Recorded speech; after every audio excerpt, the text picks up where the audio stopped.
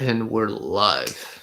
What is up, everybody, and welcome back to another episode of 305 Takes. Today we are discussing NFL's Week 15, which honestly was one of the more crazier weeks we've ever had that I can remember since doing the podcast. And honestly, from watching football as from a little kid, I can't remember a week that was this crazy and the consequences of all the games and just the many just baffling decisions that went on during these games. And Angel, it was quite a day we had of sports yesterday. Like, not even the NFL. We had some basketball news. The World Cup final, obviously, was one of the best soccer games I've ever watched. Yeah. No, it's true. I mean, this weekend in sports was so crazy because you had some good games on Saturday, which were actually historical on the football side. Basketball, there were some very competitive games. And then Saturday you had third place match for the World Cup. And then Sunday you had the World Cup final, which was one of the best soccer matches I've ever seen. And No, that leads you into week 15 of football. the NFL slate. Coming from someone who hasn't watched that much soccer, that was one of the that's arguably the greatest match I've ever seen. Then we had football where it was just crazy all over. And I talked Craziness to on you craziness. before recording in that we had actually one of the most historical triple doubles of all time. Nikola Jokic, who scored 40 and had over 25 rebounds. Like, and that was so quiet. No one has talked about it. And I was like, people, that is awesome. Like, that is historically great to have a Yeah, triple it's double like one of that. those that's only Will Chamberlain's ever accomplished those type of statistics in a game. So that's when you know you're in rarefied air. But let's get to this episode because we got a lot of stuff to recap as we just mentioned in passing some of the stuff that happened this weekend. So let's start off with my favorite football team, the Miami Dolphins, in a game that was supposed to be the blizzards of all blizzards, traveling up to Buffalo to face the Buffalo Bills. And surprisingly, the weather pretty much held up until the fourth quarter when it really started to snow consistently. And then we had what I believe will probably be one of the few times in our lifetime we can say we had a football game delayed because of snowballs, which Yeah. was very interesting development in that game. And honestly, shout out to the stadium operations and grounds crew and all of that that got the snow that did fall before the game off the field pretty much entirely. And I get that there was a lot that accumulated in the stands for the fans to be able to use as ammunition towards the Miami Dolphins and pretty much anybody that was near the end zone.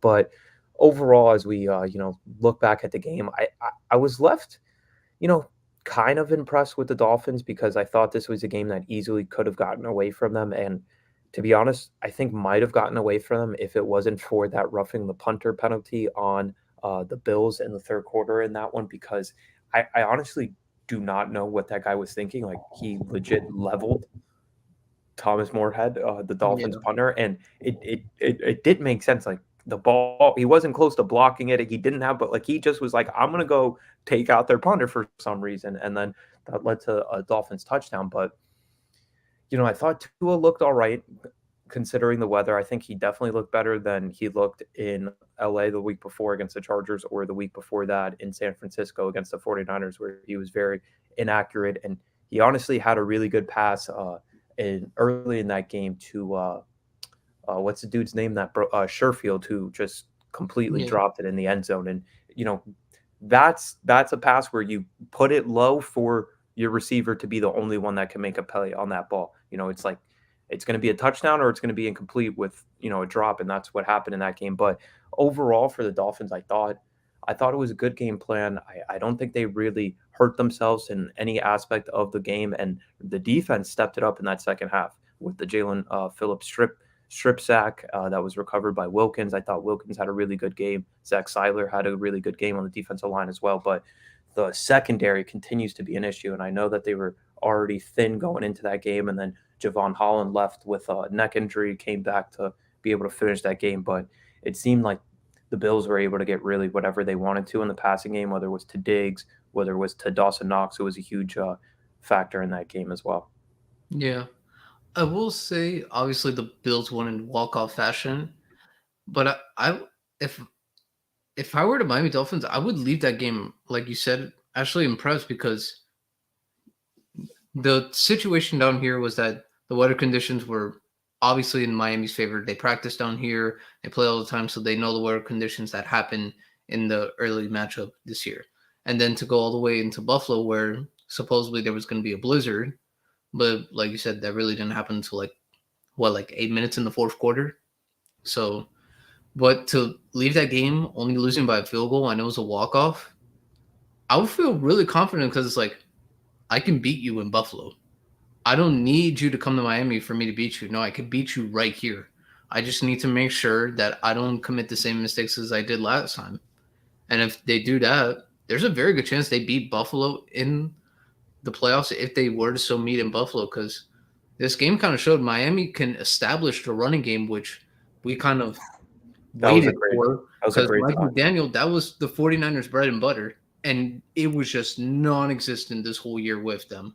And I did kind of like say while they got the running game going early with Mostert, I was like, try to do some jet sweeps with Waddle and Hill if you are afraid to like throw them the pass against the secondary that's getting healthier for the Bills.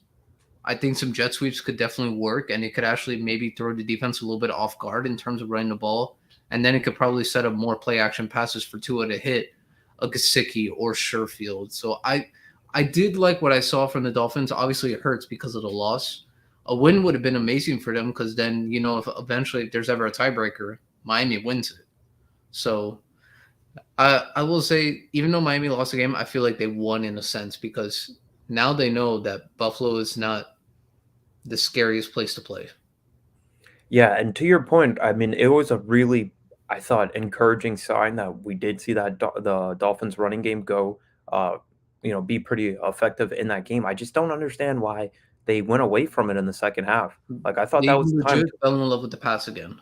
Yeah, I thought that was the time to start leaning on it, especially as the weather conditions got worse and as you started to build momentum, really. And there was a couple of those runs. Obviously, Moser broke the long one where he should have scored, and then they added 15 because of the horse collar tackle at the end of it because he just clearly ran away. But there was two or three instances where it was just an ankle tackle, a little shoelace tackle, and he was gone.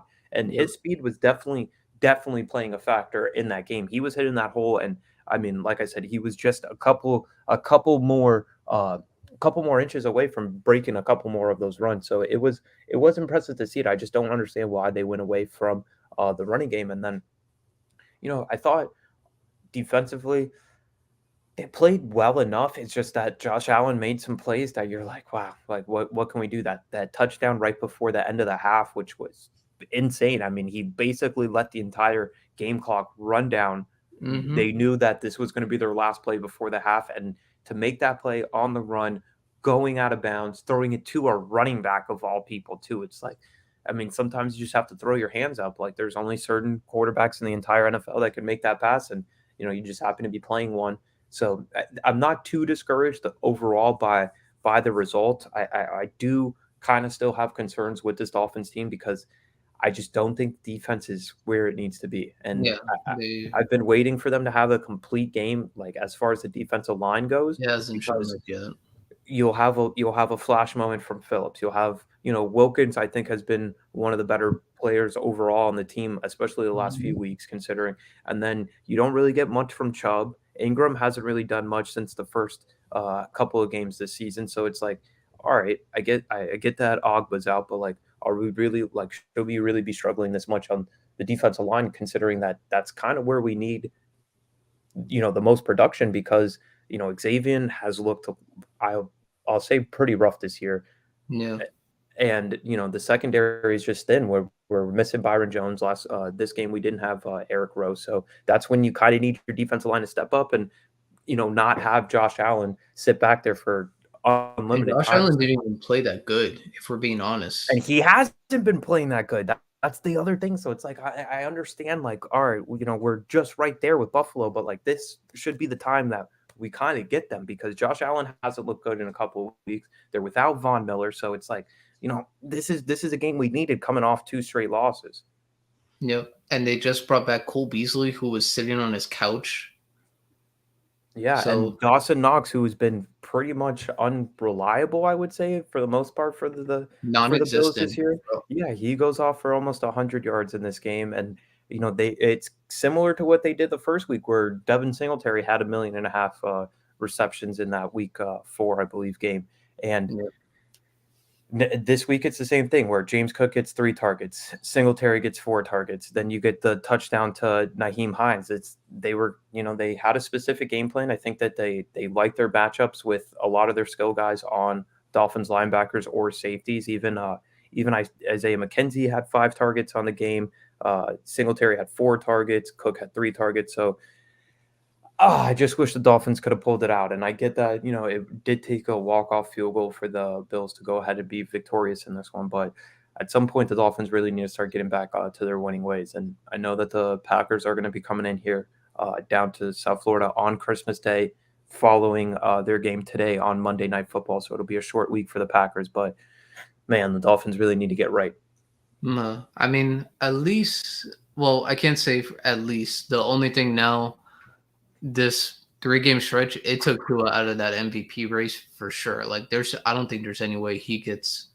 I think now he was probably replaced with Joe Burrow for MVP. Yeah, I don't disagree with that. And honestly, for me, I think it's Phillips. It's Hurts or bust for Yeah. me at this point. I mean, Mahomes can make a stretch. I mean, if he breaks like almost all the passing records, I feel like he should win it. But with Hurts and the way the Eagles are playing, Hurts didn't play that great yesterday, but that's a different story for a different day. But I think there are some good things that the Dolphins can do, and right now they're still in the playoff picture, so I think that's the best thing for them. You're still in Yeah, the and playoff picture. You're in control of your destiny. You just have to, you know, keep going on track. the results from Sunday yesterday definitely helped out the Dolphins in many ways. The Jets losing, the Patriots losing in a crazy fashion, and you also got the Ravens losing on Saturday as well. So pretty much most of your AFC direct competition for those last few wild card spots taken out. Yeah.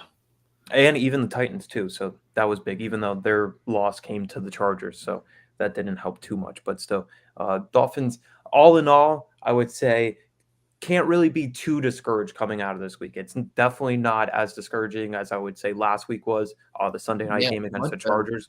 Yeah, where the offense looked all types of discombobulated, and it took 2 pretty much fluke plays for you to score on offense, with a cornerback falling down and Tyreek Hill recovering that fumble. Yeah. So and this week you definitely got to see a running game, and I would expect that to continue because I don't trust that Packers run defense at all. And I wouldn't be surprised if the Sunday game against the Packers is a shootout, with both teams kind of getting up and down, especially with Rodgers getting more healthy and just the secondary of the Dolphins not being the best. That is true. But we can go ahead, move on after we discussed this kind of depressing Dolphins loss for the 3rd straight week. But we can move on and we can go ahead to our next topic, which is going to be, what is the toughest loss from this weekend? Yeah, the bust of the week. The So bust of the week for anybody that didn't watch last night's or yesterday's slate of games for the NFL. There was some absolutely devastating, gut-wrenching losses, and honestly, we're gonna kind of I mean, we could name a couple. There's the Cowboys. That hurts. the Cowboys Raiders, definitely hurts. The I would even say the Ravens losing to the the Browns Cleveland. hurts. The Patriots one, Mac Jones, I would say, is a big bust just for getting stiff armed like that. That was Kobe bad. Myers for That throwing that pass for some reason. I mean, he made the right thing. If you want to give it back to anyone that can throw, you give it to the quarterback. Which I was like, okay, I get that, but bro, You guys were tied though. That's my thing. yeah, Is did they know that the game was tied? you could have just took the knee and go to overtime. Yeah, like okay, you might have lost in overtime, but like at least you would have continued playing.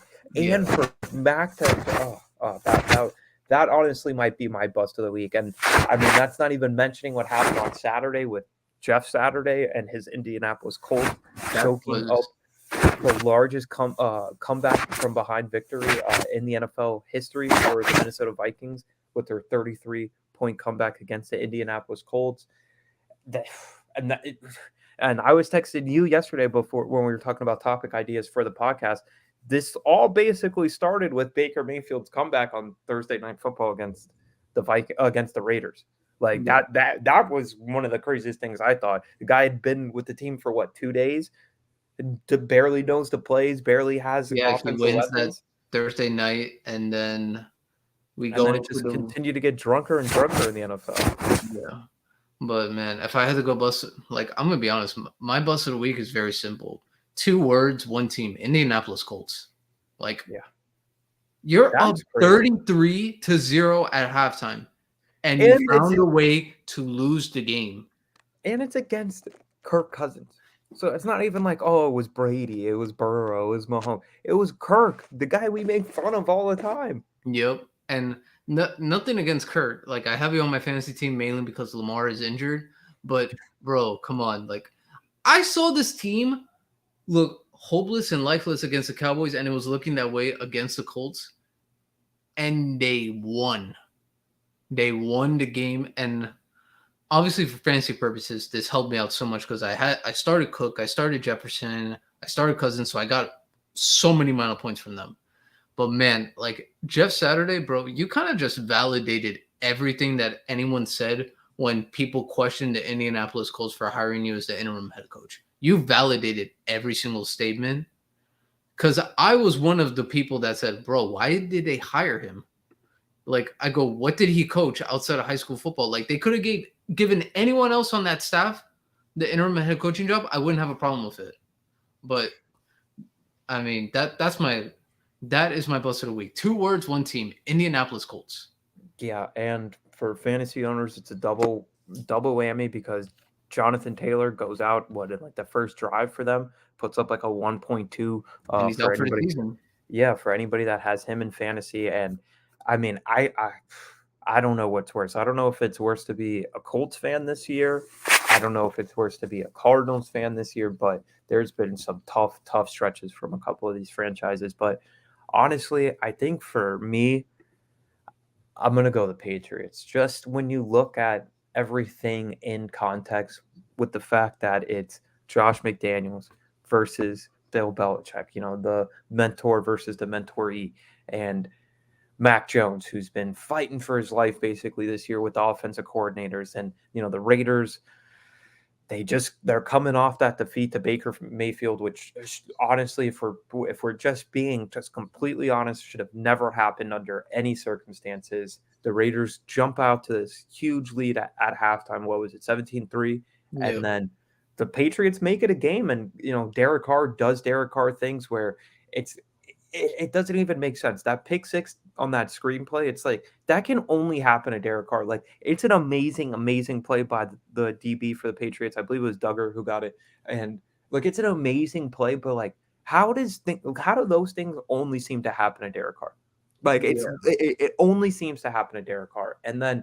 Even with all of that, he throws the touchdown to Keenan Cole at the end of the game. So it's like, all right, we're going to go to overtime. It'll be a nice game. It turned out way better than it was at halftime. And then Jacoby Myers just decides to throw it back to Mac Jones. Lateral play. And then the thing that I think makes it worse, outside of Chandler Jones just stiff arming Mac Jones into the absolute ground, it's that it's former first round pick by the New England Patriots, who they Chandler traded Jones. for nothing. That's what I think makes it even more tough of a pill for the New England Patriots to swallow. And I'm sure that was a long flight back from Vegas to New England for them, because that's definitely for me the bust of the week. I don't even know how it could get worse than that, other than losing a 33-point lead. That's a good one. I do want to repeat that something I heard on TV this morning from like a bunch of sports networks. I do want to give credit to Jacoby Myers because that man stood high, answered all the questions from the media, and like blamed it on him, which I'm like, I kind of don't know who else to blame but you, because one, you were the one who did cost him the game. But I understood, like, you were trying to go for the play, you were trying to go for the lateral, you wanted to hit Mac Jones because if you want anyone else to have the ball outside the offensive lineman or skill position, you want the quarterback. Yeah, but what is he gonna do? I know exactly. Forward again. Mac Jones hasn't really shown us mobility. It wasn't Justin Fields. It wasn't a Lamar. Like, it wasn't Trevor Lawrence either. So I'm like, what was he gonna do? And then that's just bad. I feel bad for Jacoby Myers because I'm pretty sure everyone everyone has called this the dumbest play they've ever seen. When I go, if you're gonna go for the game in the end, why didn't you just throw the Hail Mary? Well, did you see Belichick's quote? He said that that Matt can't get the ball 55 yards down the field. Yeah. And then I saw all these replies of him throwing the ball 55 yards in the air at Alabama. So I don't know what to make of that one exactly. And what do you think's worse for Belichick? The I think it's Dolphins lateral play where Gronk is at safety and Kenyon Drake runs it in, or this one? it's What do gotta you be think's this the worst one. loss? You It's think? I think so, just because for the simple fact the Miami one, yeah, you lost home field advantage, but let's be honest, that playoffs, like you weren't gonna win anyway. Well, I mean, but that's when they still had Brady. They If they still still have have Brady, so Brady, at that least they if can they win that overcome one, it. They were still it, in the playoffs. This one, they're fighting for their playoff lives. yeah, but who knows? Who knows in the parallel universe if they get a 1 seed, they get a bye, and they don't have to play that Tennessee team, and I Brady's mean, last pass isn't a pick six. maybe, but I think this one, I think Because I one, think he understands that this team is not good enough to do yeah. anything in the playoffs. But man, I feel like yesterday that one hurt so much just because the And that it's Josh McDaniels on the other it's side, Josh and it's McDaniels on the other side, and like you said, the person who scored was the first round pick Chandler Jones, who was really productive for the Patriots. He was yeah, productive. really You good player for the traded Patriots. them for nothing. And as you know, he has a stint with the Cardinals where he was up and down. Chandler Jones was up and down with the Cardinals, but then he Which is goes to the Raiders, and then next thing you know, what does he do? He scores the winning touchdown, a walk-off lateral play, and beats the Patriots. And honestly, man, I feel like that one's worse. The one with Miami, that one, that's just his own fault. That's his own fault because he could say, I put Gronk in at safety, and Gronk tripped.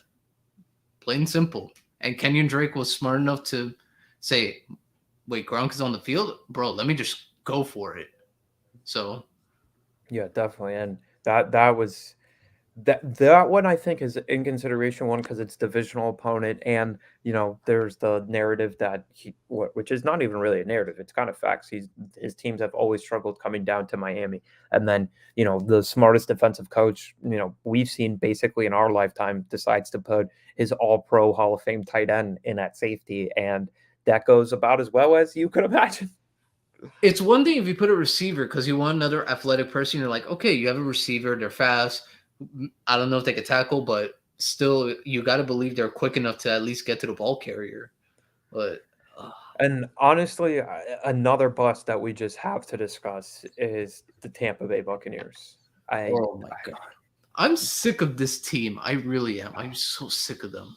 and this is it's one of the games where I honestly just don't even know how to really discuss it other than the Buccaneers were up 17-3 on the Cincinnati Bengals at halftime of this game. The Buccaneers scored 3 points in the first quarter. The Buccaneers scored 14 points in the second quarter. The Bengals got one scoring drive in the first half, which was at the end of the second quarter, and they scored 3 points. The Buccaneers, for the rest of the game, scored 6 points. In the third quarter, the Bengals scored 17, followed by 14 in the fourth quarter, Yeah. and go ahead and beat the Buccaneers on the road 34-23. I get that this is the craziest part to me. The Buccaneers had five straight possessions in the second half that ended in a turnover. Yep, that's exactly what I was gonna go to. Because, bro, like, How? how exactly? And I want Like to, legit. I want to read everyone a text Miles sent me yesterday. I texted Miles when I said they fumbled again in all caps, and then he texted me this. That was legit 18 vomiting all over the field, and I couldn't agree more. They completely vomit.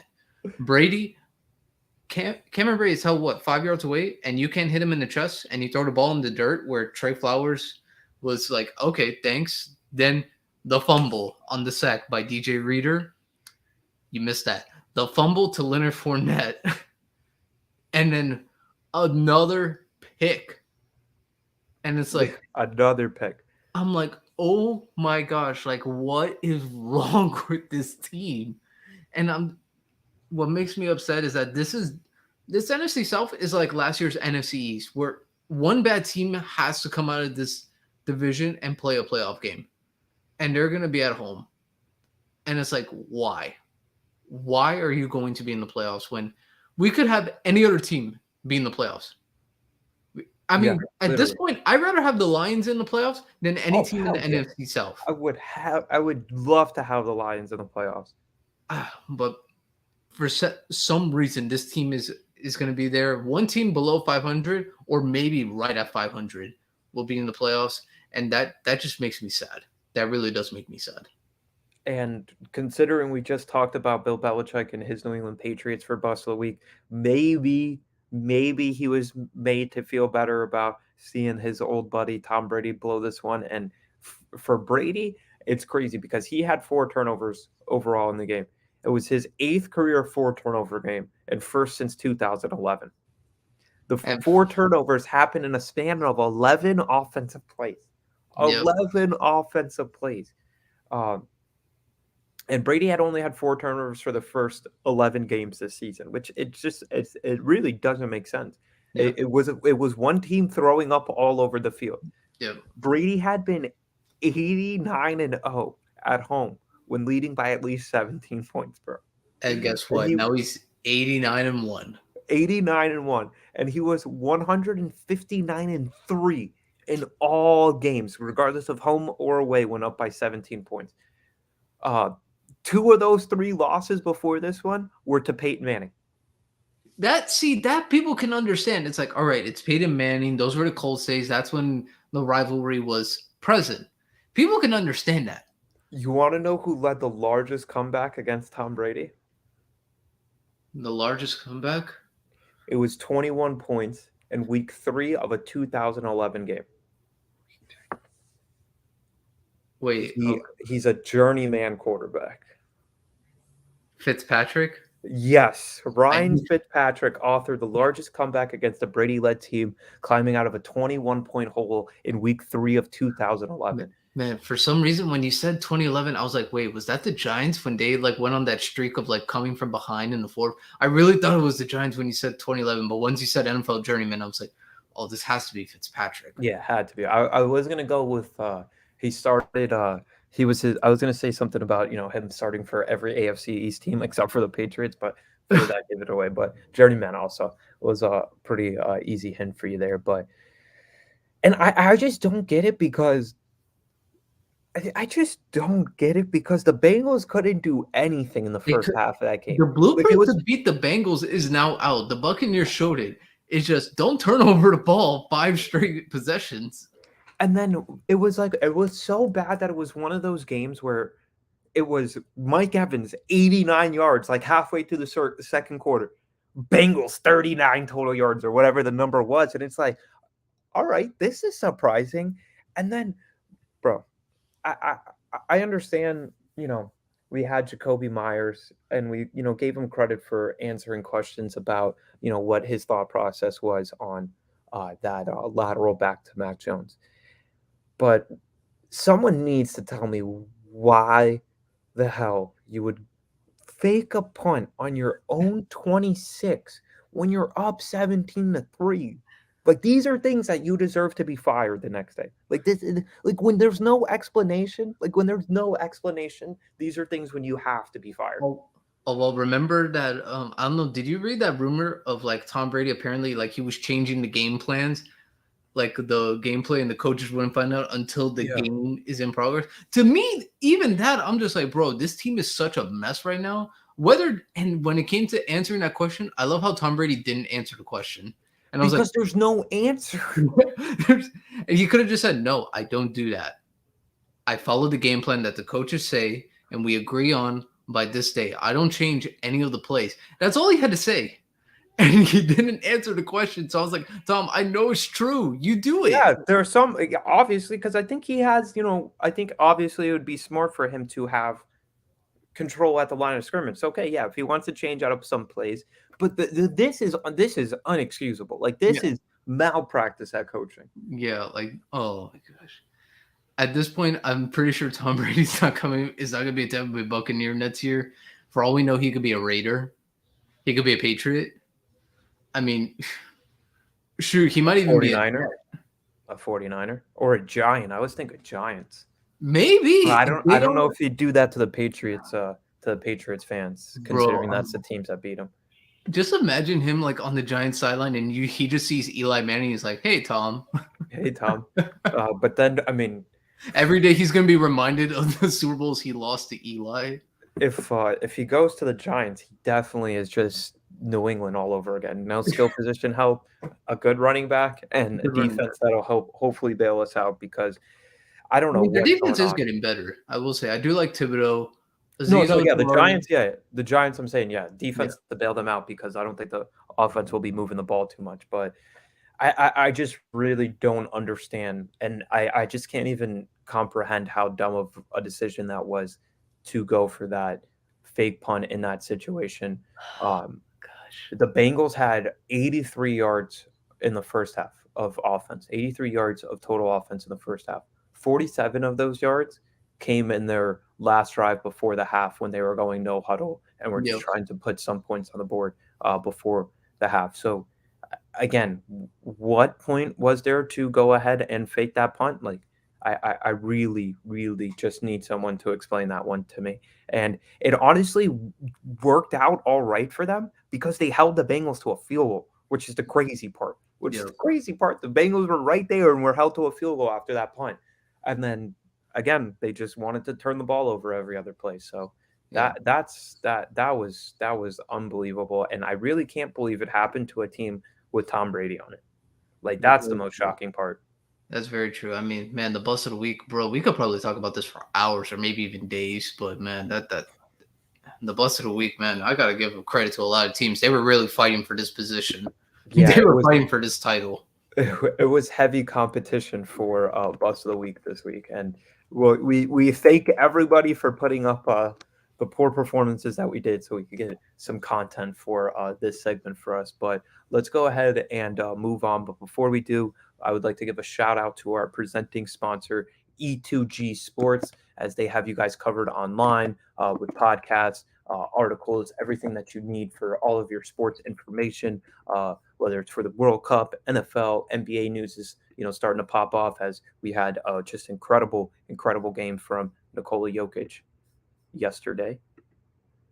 And as we continue, E2G Sports is our presenting sponsor, and they take care of everything behind the scenes for us. So shout out to E2G Sports. But Angel, let's move on to our next topic, and we are going to go give a fantasy football update as we had the first round matchups in the league that Angel is our commissioner in. And I had a first week bye by the luck of God. James Conner was the only person to score a touchdown in that Cardinals game last week against the New England Patriots. So he cemented my first week bye. And honestly, thank you for the fantasy gods for doing that for me so I could move on to next week because the way my team performed this week, I don't think I would have beaten pretty much anybody. You would have But lost, people. yep, Miles yep, would have definitely would lost. have lost. And that's even with having Kittle in my team on my team this week. But we Kittle, will, yeah, Hill. I mean, Miles's team went off, but no. I mean, I'm just gonna read the scores over yeah. people because Alex. Oh well, Alex faced JP this week, and Alex put up 119 points this week. Pretty good. Alex is 10-4. He was the second seed in our division, mainly because Miles took the one seed from him. And with Alex scoring 119, he got eliminated by JP, who put up 153 points. And I'm going to read his lineup to everyone to see how great it was. Geno Smith, 15 points. That wasn't that great. McCaffrey, 25. Saquon Barkley, 23. Deontay Johnson, 20. DeAndre Hopkins, 13. Evan Ingram, 14. Josh Jacobs, 13. Patriots defense, 11. Daniel Carlson, 7. And Las Vegas punter gave him 10. And note, that wasn't as good as the other matchup. One and done for our boy Alex, and that's tough to be up at the top of the standings for our division, pretty much the entire year, and flip-flopping basically between 1 and 2 and be one and done. That's like I think the worst. I'd rather just miss the playoffs by the last game than go in as like the 2 seed basically on our side of the division and be bounced like that.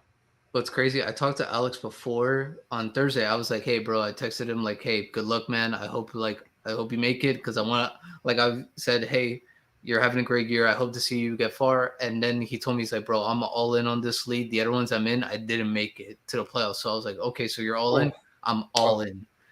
And then that didn't work out. But then oh. so now JP is going to face Nick Nets this coming weekend to go to. If JP or Nick win, one of them will be in the finals. And then Myles is going to face the winner of the matchup between me and Peter, which was already kind of set in stone now. So I want everyone to know this was the final score of the matchup between me and my good friend Peter. 192.6 to 160.6. How crazy? How crazy? 192. And for Peter, I feel bad for him too. Because it's not like if he would have played me, he would have straight up won this week and won by a decent If amount he of would have played decent Alex or margin. JP, he wins. Yeah, 160 in a losing effort that's tough. But at least you can't be mad at that because your team still showed up. It's not like your team laid an egg. Yeah. So for But anyone 160, oh, yeah, Myles kind of just told everyone. So I beat Peter, and I'm going to be facing Myles this weekend, and one of us will go to the finals. So at least we'll have a representative of 305 yeah, takes in the we're final. guaranteed a 305 takes representation in the finals. And best of luck this week because I can't believe that it's me and you to go to the championship. That's pretty funny after It's we've been talking about it for so long. oh man, and I'm going to tell everyone this. Here, my team scored 192, but this is a fun fact. I had 4 players score single digits. Yep. 4 players scored single digits. Dalton Schultz, 3 points. Kansas City Chiefs, special teams and defense. I thought they would go off this week against the Oh, Texans. 4. Clearly, I was wrong. I got 5. Yeah. And then Tucker, 3 points. That one that hurt. I thought he'd get more. Then I had the Giants punter. He gave me 7.8. But then here the rest of my team. Kirk Cousins, 32 Yeah, you points. went Dalvin stupid. Cook, 27. Jerick McKinnon, 34 points. Justin Jefferson, 30. AJ Brown, 27. Chris Godwin, 22. Yep. And you left 24 on the bench with Stevenson. Ramondre. Because I was like, I kept hearing like rumors, oh, that Ramondre, he might Yeah, not he was play, this questionable. and that. But I So I mean, was you like, can't even be mad at it because you put McKinnon in over him and he went crazy. and so I was like, oh my god, I was like, screw it. Let me just put McKinnon. Maybe he'll get a touchdown. And maybe if I could get like 20 from McKinnon, I'm good. But no, he put up 34. And what's crazy, because I was really debating putting Aaron Jones in instead of McKinnon. So if I would have put Aaron Jones in, you take away the 34.2, I'm down tonight with Aaron Jones playing. Left to play. Yeah, that would have been crazy. That That would have been would have crazy. been arguably like saying, oh my gosh. You would have been beating yourself up, especially if you would have had McKinnon and Stevenson on the bench and Bro, I would cry. just had Jones pending. Yeah, that would I have would been cry. tough, bro. I would That cry. would have been super tough. But now I just know I'm like, man, now I gotta face Myles this week. So I'm like, man, and it's gonna be tough because let me see. I mean, are we still the let me check highest scoring teams real quick. I think it's still yeah, Myles is still on top as of this moment. And Myles this week, he scored what, 133? Yeah, against Air. Yeah, against no one. So Yeah, so it but doesn't really count. And I got such a weird team at this point with Goddard out, Kenneth Walker being suspect now at this point. James Robinson just got traded to the Jets to sit on the bench apparently, and then I just can't figure out the flex once again. Once again, I mean, I guess I didn't really like pay well too much now it's attention kind to of it. solved for you with Tyler Lockett being out. Well, with Lockett being out, but You could then move actually Devontae Smith or Ayuk to the second one wide receiver position and have one of them as your flex. yeah, or Watson. Yeah, so That's my only problem. it Yeah. kind of did get solved for you, but also not really, like you said. Yeah, and I gotta figure out the last 3 positions. I need a defense. I need a better kicker, and I need definitely a better punter. Yeah.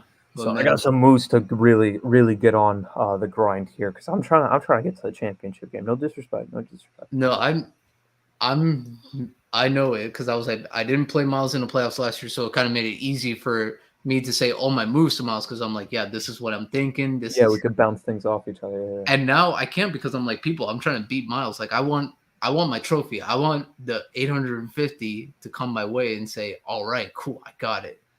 But now, I mean, so far this week, if oh man, and I don't even know who I want to put on defense because I'm like, I have Philly this week against Dallas, but I feel like after this loss, I feel like Dallas is going to show up on Christmas Eve. and I feel like there's nothing for Philly to care about other than Yeah, the divisional aspect, and that they're rivals. But as far as they could standings lose and this stuff, game and they'll still be in first place. yeah, I don't think they have really anything to play for other than just to be healthy going into the playoffs from here on out. Yeah, and then I'm like, do I start the Chiefs defense who plays against Seattle? I was like, Seattle's fighting for a playoff spot, Yeah, but we all and the thought the Chiefs Chiefs just won the defense, division. and we all thought the Chiefs defense was going to put up numbers against Houston, and they let Houston basically drive the ball up and down the field for most of the game. Yeah, so it does hurt. So I'm definitely thinking of moves. You know what to do with my lineup. Maybe make some changes. Uh, I will admit there is one player I wanted to target this week, but I just can't because I don't like the matchup too much. I was gonna target Trevor Lawrence, but bro, that matchup this week against the Jets on Oh, a the Jets and Thursday night too, right? yeah, on a short week. So I'm like, all right, I'm just gonna stay away from Lawrence this week because I don't like the matchup. Because the Jets defense has been they've been really good this year. If they just didn't have Zach Wilson, they would be a lot better. Dude, did you Well, see some I of the think they throws were he was kind of throwing giving out him there? a choice. Yeah, well, no, I'm just saying in general for the entirety of the Yeah, season. If they would have just had Mike White for most of the games that he was available and not injured for, but did you see some of those throws he was making yesterday? He yeah. threw 4 passes, legit, that were pop outs to center field, and the Jets just happened to catch 3 out of Yeah. the 4 of them. The Elijah Moore one, that one was actually like I felt that was an impressive throw by Zach. It was like, hey, that's a great throw. That's a reason why people thought you had great arm talent, but also, like you said, it was a little bit of luck because Elijah Moore just came out of nowhere And and scooped just that up. And honestly, I saw like a Ball Sack Sports like meme that they put out, and it was like Garrett Wilson, and it was like Zach Wilson has never been better than Justin Fields one day in his life. He just tricked y'all with an Instagram. And I was like, he actually might be right. Like he might never have been better than Justin Fields for a day in his life. I Because mean, Fields was #1 quarterback in his class coming out of high school too.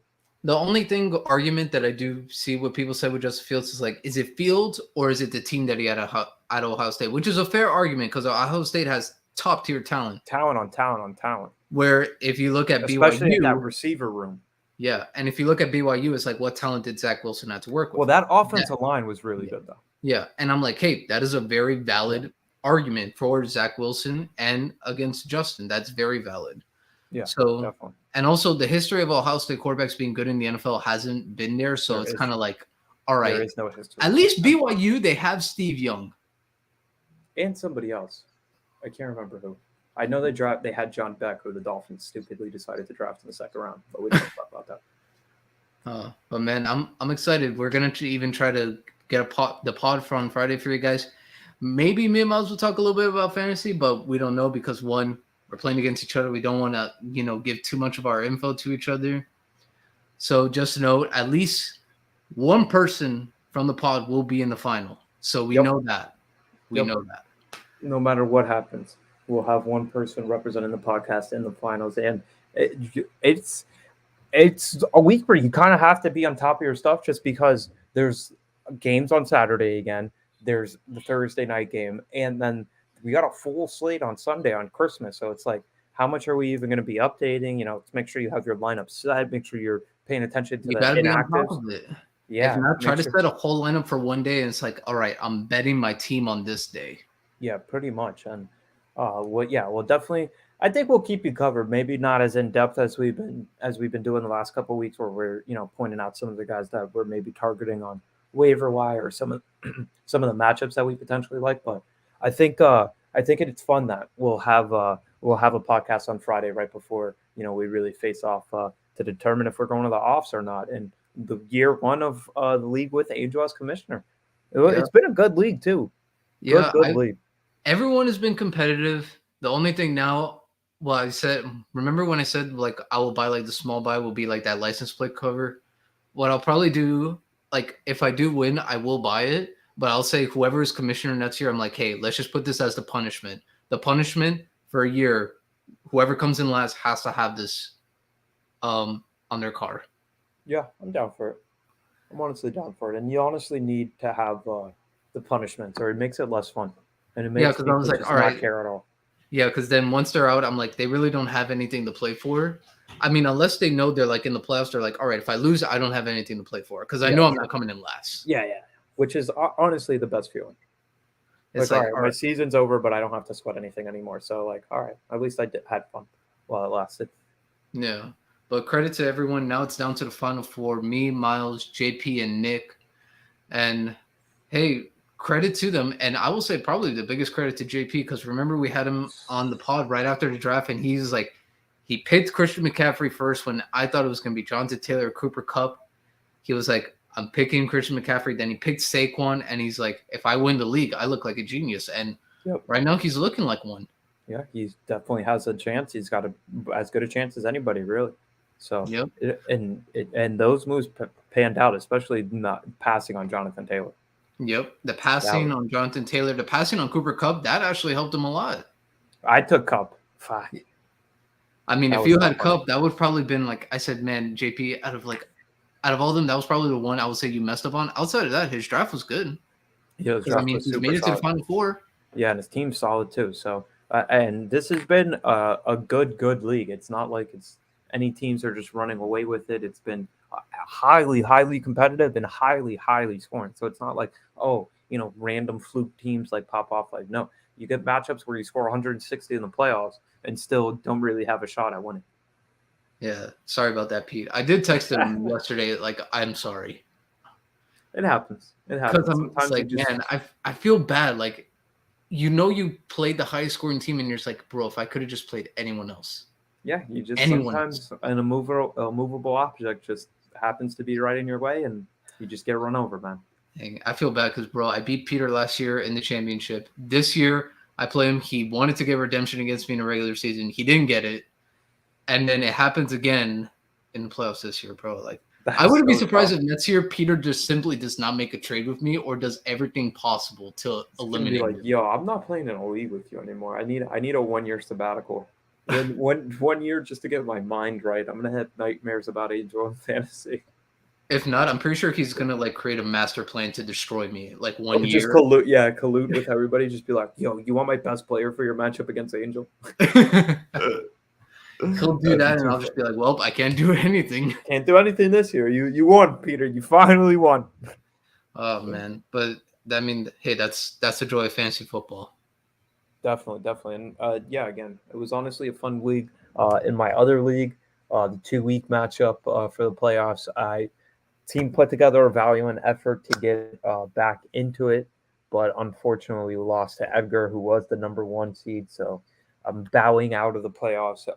The defending champion for that league has been knocked off. So I will hopefully try to right the ship and win next week in the third place match, and hopefully win that week so that I can go ahead and not have to pay anybody. Third place gets their money back. So hopefully Okay. that'll be best case scenario for me. So, uh, it's either I finish the third or fourth, and last year I won it, so still a top four finish regardless of what happens. I'm happy that I was able to make the playoffs, but the way my regular season ended with the Lamar injury and Dalvin not doing anything, and then last week with T Higgins playing one offensive snap and just having nothing to I'll, getting it's a luck. It's always the luck. Yeah, and then to getting a really good week this week, honestly, I had Dalvin. I pretty much everybody got at least 13 points in my starting lineup, and still just wasn't enough. I had Waddle. Waddle had a great game. I had Devontae. Devontae had over 100 yards. So I really couldn't be mad at anything other than maybe Kenneth Walker just kind of falling off towards the end of the season, but that was injury related. So can't really be too mad at it. Yeah, but I mean, it is what it is. Definitely is what it is. But should we wrap it up here? I think we could have one more time for our topic. like how Miles said before we record, and it was contender or pretender, and I think we kind of just, I think we just have one team in mind, and I think we both have the same answer. Well, I mean, for me, the team that I would have said contender going into this week was the Dallas Cowboys, and now I'm You're leaning a pretender, strongly. bro. Yeah, I'm leaning strongly towards pretender, and I get that the defense was still making plays against the Jaguars, but to go into In Jacksonville, your last two games against the Texans and Jaguars, only one sack. yeah, yeah, and the thing is, it's like you go into Jacksonville coming off that week, coming off the basically desperation win against the Houston Texans, which you probably should have lost at home. And you have this lead and you just can't do anything. And that's the thing that confuses me is because Zeke was good. I thought Pollard was, all right. I don't think he had like a great game or anything, but you can't just lean on them for the rest of the game. That's a very good point. And I'll be very interested to see what happens with the rest of their season because I know that they lost one of their offensive linemen coming into this Jacksonville game. And honestly, we were talking right before we hopped on. Are are any of us concerned or any of us like confident that Dak Prescott is really that good? Yeah, I've got people. I told Miles, I think he's just mid, like mid. Like definition of it, honestly, at this point. Him and He's Jimmy Garoppolo, honestly, I probably wouldn't know the difference. it honestly might be Spider-Man meme with them at this Just- point. It might be Spider-Man meme. And this is classic Cowboys. I mean, this is late season classic Cowboys, whether it yeah, was last year in the collapse. playoff games, not being able to get that snap off against the 49ers. No, just the penalties, bro. The penalties screw them over all the Yeah, time. the penalties, whether it's losing to the Packers in a game they probably should have won in Mike McCarthy's revenge game, barely beating the Texans at home when the Texans just are a dumpster fire, and then you have this huge lead. It's the number one game on CBS or on Fox. It's the number one game. They have the number one crew broadcasted, and it's against a Jacksonville team. Okay, they're scrappy. All right, whatever. They'll put up some points, but you guys should be able to take care of it handily. Nope, nope, nope, nope, nope. And then it's like, all right, we're gonna talk all of this about Odell this, Odell this. We're gonna have the last meeting with him And because we're they not gonna let. had T.Y. Hilton. And they get T.Y. Hilton with FIU legend, respect to the FIU legend, but it's not 2011 anymore. It's not the same type of guy, and it's kind of confusing. And then you look at what they did this offseason where it's the year of the wide receiver trades, and they just trade Amari Cooper, what, fifth round pick, sixth round pick, like it's confusing what they do sometimes. So I mean, I'm gonna say pretender. Obviously, I think they have they have the ability to make a difference with their defensive line. I just don't know which team you're going to get with them. Sometimes you're going to get the really good version where they can move the ball on offense. Sometimes you're going to get the week one version against the Buccaneers where they couldn't do anything, and then Dak breaks his finger, and you're like, oh my God, this team sucks. Honestly, guys, I couldn't even add more to this. Mile kind of just hit everything on the head for me. Like, I don't know what else to add. God. And then the AFC, The AFC is actually, like, it's competitive. it's definitely competitive, but I just think you have two teams that are kind of like the Spider-Man meme, and they might play each other again in the playoffs, which is Ravens Titans. Oh, well, yeah, Ravens sides. I was going to say Bengals Chiefs if they make it. That would be a fun matchup. That then I think it's like kind of like Kansas City Buffalo was last year, where it's like, I think both these Whoever has teams the are ball really last. strong. Yeah, and it might just be the last team with ball. Oh, man. Yeah, but if we get another Ravens Titans game, I don't even know what I'm going to do with it because, I mean, the Titans. I'll give Mike Vrabel all the credit in the world because no matter what, man, they're going to show up and try to rip your head off every single play. Yeah, Every single play, no matter if they have the talent, no matter if it's a mismatch on a certain one-on-one matchup, you will not bully them unless you're the Jacksonville Jaguars. that is a fact. What? Yeah, so I don't know. We have some interesting contenders, pretenders to still break down as we move along in this NFL season. But thank you guys for listening. That's another great episode of 305 Takes. We appreciate you all for checking us out. We are live every Monday at 2:30 p.m. as we were today, and then Fridays for Football Fridays. We'll be kicking things off on those days at 3 p.m., getting you guys ready for the weekend slate ahead, breaking down the Thursday night game. recapping any inactives already ruled out for the week, looking at some fantasy lineups as we move into the weekend. So always check us out on Fridays at 3 p.m., Mondays 2:30, and until next time, peace.